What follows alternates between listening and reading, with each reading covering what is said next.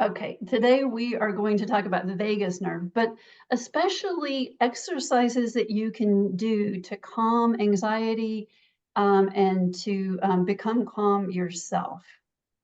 Because these are exercises, they also help with balance and with neck pain. So, are you having insomnia or chronic pain or mood changes or digestive problems?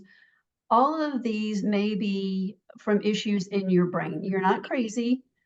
We frequently talk about the lizard or primitive brain. This is not our big thinking brain. This is the simple part of our brain that just wants to know, am I safe? And we frequently talk about the tail of that lizard, which in the picture it doesn't go all the way down, but in the body, that vagus nerve goes all the way down to every organ in the body. Vagus nerve exercises, frequently we will talk about humming, singing, chanting, gargling, and frequently we give people this information at their first visit with us. But today we're going to talk about interrupting thought patterns, about breathing. And now we think we all know how to breathe, but we've got some specific exercises. We're going to talk about taking a brain break and about eye movements and even journaling. We have to talk about trauma, and I know this can be a little triggering for people. I looked up trauma, the definition, and it is described as an emotional response to a terrible event, whether it's a natural disaster or some sort of abuse or the death of a loved one. And those are what we call trauma with a big T, big traumas. But sometimes we talk about trauma with a little t. That's accumulation of daily or more minor traumas, but they're still significant and they still add up. And our lizard brain says that is not safe. And lots of little t's can still equal a big T, especially as a child. A child doesn't have the rational brain that an adult has to say, oh, I had a fight with a loved one or I had a rough day at work. Adult can process that, but a small child doesn't have that developing frontal lobe and may have trauma that gets stuck and imprinted and embedded. For example, maybe a small child had a fight with a sibling over a doll, or they became scared by something and now they have an irrational fear of a spider or a dog. Also, as a child, some big traumas that we don't always think about is surgery early as a child or the divorce of a parent. That's a big T for a kid because they can't process it. Trauma is common in people who have chronic medical conditions. If I see people who aren't getting better, even though we've done everything, we got to think about what's the trauma. And if you need help resolving this past trauma, please seek help from a specialist in the area. In our practice, we are not trauma specialists, we are not therapists. So the lizard brain, it remembers events so that it can prevent them again, so it can be prepared for them. So an example is, say you're being chased by a dog. Your lizard brain may remember dogs are not safe, and then we become afraid of dogs. So we get stuck in these patterns of worrying and negative thinking very often, a downward spiral. And it's, again, not the big thinking brain, it's the simple lizard brain. The lizard brain thinks it's protecting us by remembering these events, but the brain actually becomes addicted to worry. It thinks it's doing the right thing by seeing the same things over again or having the same obsessive thoughts, but that thought actually produces dopamine, a happy brain chemical, and then we become addicted to worry. The thinking brain needs to tell the lizard brain it's safe. So that's where we involve our big thinking brain. And we use that to interrupt thought patterns. So let's talk about interrupting these thought patterns. So say a negative thought comes into your head or the visions of a past experience. first just be aware that you're having the thought. Don't let it keep going. So take a moment and maybe move your body, shake your head, wiggle your arms, move around, walk outside, and take a breath, a big, deep breath from the belly. When those thoughts come into the brain, stop them and be present now. So redirect your brain to what's going on right now. Look around the room, look outside the window, notice things and remind your brain that you're safe. So maybe look out the window and say, oh, I see beautiful sunlight. I can maybe feel the sun on my skin. All of these use our senses and bring us present and stop that thought. Now, this is something from Primal Trust from Dr. Kat. I've used a lot of references from her, and it is simply be present in the moment as it is and find the beauty amongst the struggle and uncertainty.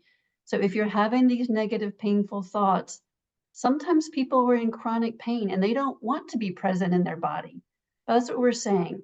Even though you may not feel comfortable where you are right now, still be present right now to stop those thoughts, because these thoughts become hardwired. So let's talk about breathing. Being aware of your breathing helps you be present and be focused. Breathing that we're talking about is where your belly goes out, not just your chest. So you're expanding all the way from your belly, from your diaphragm. And we try to have it so that your exhale is longer than your inhale. And sometimes we talk about box breathing. And that's the next thing I'm going to talk about. And this is something we can all do together. So box breathing is we inhale for the, and I'm just going to talk you through it, and then we're going to do it all together. We inhale for the count of 4. We hold it for the count of 4 if we can. We exhale for the count of 4, and then we hold it for the count of 4 before we breathe in again. If you can't do the hold for 4, the count of 4, that's fine. And then we repeat that 2 to 6 times. So now we're all going to practice it together. So we inhale for the count of 1, 2, 3, 4. Hold 1, 2, 3, 4. Let it out 1, 2, 3, 4, and hold 1, 2, 3, 4. And you may want to repeat that again on your own as I go on to the next slide. So breathing. The hold can be shorter. It can be a rectangle and not a square, because at first when you're starting this, it might be a little challenging. You may get anxious when you're doing this, because when you're doing these breathing exercises, the lizard brain sometimes gets a little bit hyper vigilant and it's thinking, this is different. I don't like this. Just remind your lizard brain that you're safe and that this is good. You may need to start with some fewer repetitions at first. It is common as your nervous system is changing that you may yawn or sigh or swallow. These exercises that we're going to be talking about use all of our senses, because the lizard uses his eyes and his ears, all of its senses, to determine safety. So another exercise I want to talk about is a brain break. So I do this, I'll admit. At work, I think I'm being more productive if I just push right through. And I also hear this a lot with patients. I'm having fatigue and I just push right through. And you think that that's helping, but it's not. So I encourage you, listen to your body and take a break. And even if your body doesn't say, I want to take a break, you may need to do it anyway. So stop, pause, look around and clear your mind. At least a couple of times a day. Transition from one work event or life event to another. A good time to do that is when you are driving home and you're not stuck in traffic. That might be a good time to transition from work life to home life. Notice the sights and sounds and feelings around you. If you feel the sun coming in the window or if you feel cool air blowing on you, remind yourself that you are safe. Even if you're uncomfortable, even if you're having pain or anxiety or worry, acknowledge that feeling, but remind yourself that you are safe. So now I'm going to play a video for something called the Rosenberg exercises. These are eye movements, and these are especially good for people who have a tight neck and vertebral instability. And we will have the link if we need to send this out later. Clasp your fingers together and place them behind your head, not behind your neck, but behind your head. And actually feel your head resting in your clasped hands. Keep your eyes facing forward, your head. Keep your head facing forward. But what we're going to do is turn your eyes to the side. So with the head forward, eyes to the right as far as you can, and hold it for about 30 to 40 seconds.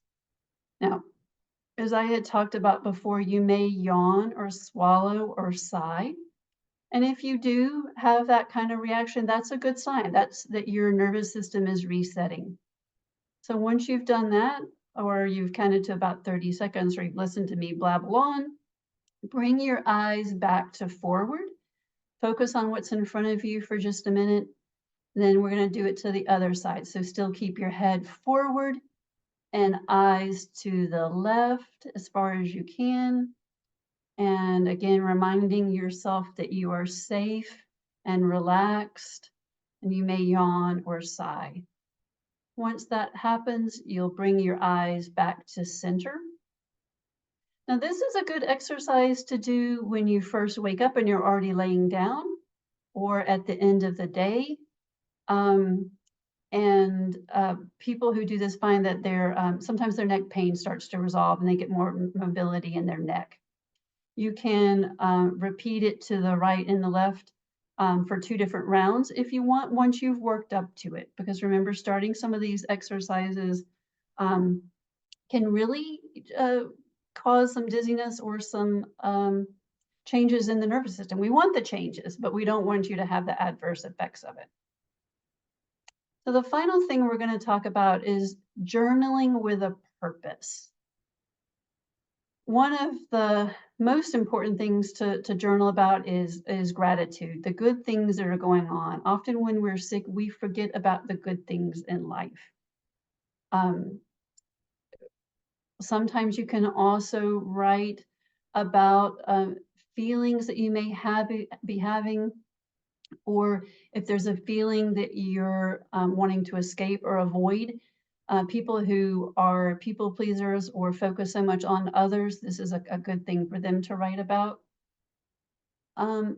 What would my life look like without my symptoms? That's always something to help you imagine a different way of life, because imaging and focusing on something more positive helps us heal. So the next question I get a lot is, how often do I need to do this? It is good to do some of these exercises daily. Some of these are short, they can be 5 minutes. Doing it a few minutes throughout the day is useful. So maybe doing eye exercises in the morning and breathing a couple of times through the day. Morning is always a great place to start. So is the end of the day. Outside if you can. Looking around at the horizon is always a good one. The end of the day is a great time to practice gratitude. Watching the sunset, the color of the sky changing is also good information going into our brain. And do these more when you are having more stress.